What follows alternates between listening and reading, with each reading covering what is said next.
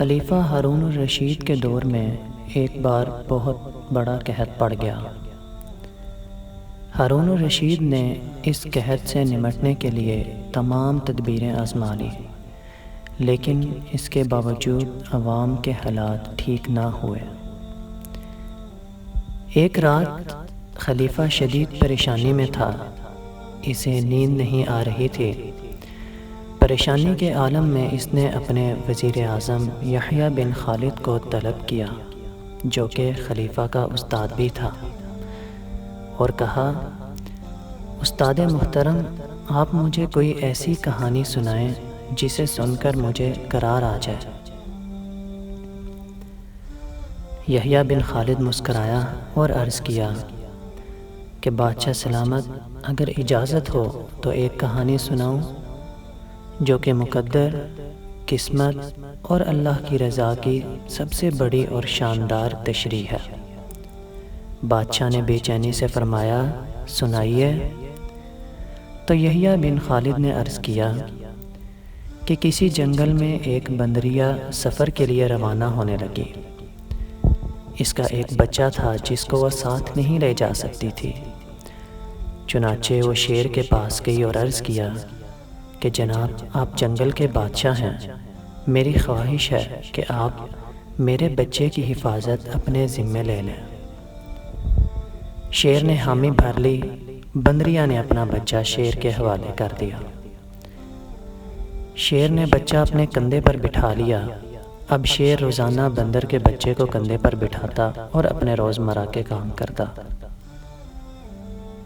ایک دن وہ جنگل میں گھوم رہا تھا کہ اچانک آسمان سے ایک چیل آئی اور اچانک شیر کے قریب پہنچی اور بندریہ کا بچہ اٹھایا اور آسمان میں گم ہو گئی۔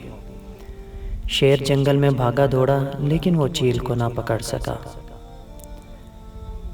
چند دن بعد بندریہ واپس آئی اور شیر سے اپنے بچے کا مطالبہ کیا، تو شیر نے شرمندگی سے جواب دیا، تمہارا بچہ تو چیل لے گئی ہے۔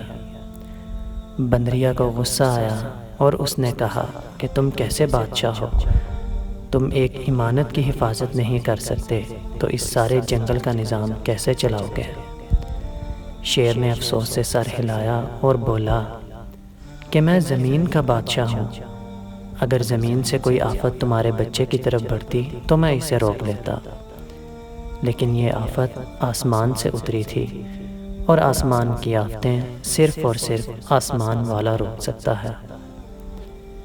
یہ کہانی سنانے کے بعد یحییٰ بن خالد نے خلیفہ سے عرض کیا کہ بادشاہ سلامت، قحط کی یہ آفت بھی اگر زمین سے نکلی ہوتی تو آپ اسے روک لیتے۔ یہ آسمان کا عذاب ہے، اسے صرف اللہ تعالی روک سکتا ہے، چنانچہ آپ اسے رکوانے کے لیے بادشاہ نہ بنے، فقیر بنے، یہ آفت رک جائے گی۔ یہ آفت اس وقت تک ختم نہیں ہو سکتی جب تک ہم اپنے رب کو راضی نہیں کر لیتے۔ آپ اس آفت کا مقابلہ بادشاہ بن کر نہیں کر سکیں گے، چنانچہ آپ فقیر بن جائیے، اللہ کے حضور گر جائیے، اس سے توبہ کیجیے، اس سے مدد مانگیے۔ سامعین کرام، دنیا میں آفتیں دو قسم کی ہوتی ہیں، آسمانی مصیبتیں اور زمینی آفتیں۔ زمینی آفت سے بچاؤ کے لیے بھی حقیقتاً تو اللہ ہی کی مدد چاہیے، مگر آسمانی آفت سے بچنے کے لیے اللہ کا راضی ہونا ضروری ہوتا ہے۔ دنیا کے تمام مسائل اور ان کے حل کے درمیان صرف اتنا فاصلہ ہوتا ہے جتنا ماتھے اور جائے نماز میں ہوتا ہے، لیکن افسوس، ہم اپنے مسائل کے حل کے لیے اور تو بہت کچھ کرتے ہیں، دنیا کے تمام اسباب آزماتے ہیں، لیکن ماتھے اور جائے نماز کے درمیان موجود چند انچ کا فاصلہ طے نہیں کر سکتے۔